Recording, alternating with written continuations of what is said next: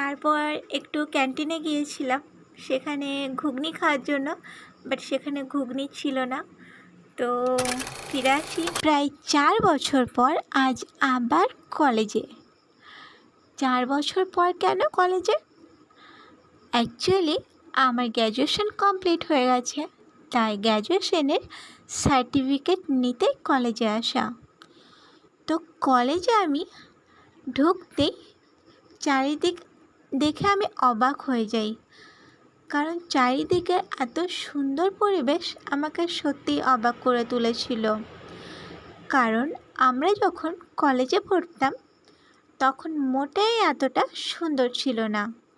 হয়তো আমার সঙ্গে যারা পড়েছো বা তারা আগেও যারা পড়েছে কলেজে, তারাও যদি এই কলেজে হঠাৎ করে আসে কখনো, তাহলে তারাও অবাক হয়ে যাবে যে এত সুন্দর কলেজ, আমাদেরই হরিহরপাড়ার কলেজ। তো আমি এতদিন পর কলেজে এসে খুব তো ভালো লাগছিলই, তাই চারিদিকটা একটু ঘুরে বেড়াচ্ছিলাম আর আমার ছোট্ট মোবাইলটাই একটু স্মৃতিগুলো জমিয়ে রাখছিলাম।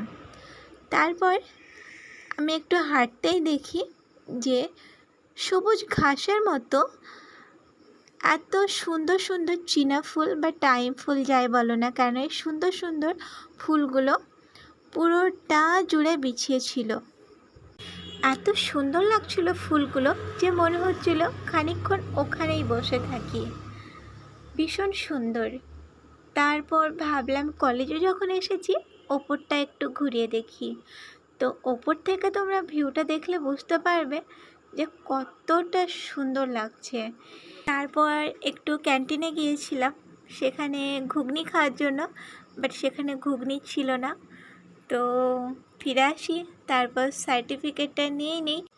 সার্টিফিকেট নেওয়ার সময় স্যার ম্যাম সকলের সঙ্গে কথা হয়, তারা খুব স্নেহ করে। আসলে আমাদের কলেজের স্যার ম্যাম প্রত্যেকেই খুব ভালো, তারা সকলকে খুব ভালোবাসতো, আর আমিও তাদেরকে খুব শ্রদ্ধা করি, খুব ভালোবাসি। অনেক দিন পর কলেজে এসে সত্যিই ভীষণ ভালো লাগছিল, স্যার ম্যামদের সঙ্গে অনেক কথা হলো। তারপর কলেজটাকে সুন্দরভাবে একবার বিদায় জানিয়ে নিলাম, কারণ ঠিক নেই আবার কবে কলেজে আসব, কখনো কোনো কারণে কলেজ আসা হবে কি না। তো ভিডিওটা ভালো লাগলে অবশ্যই চ্যানেলটি সাবস্ক্রাইব করো। Thank you for watching.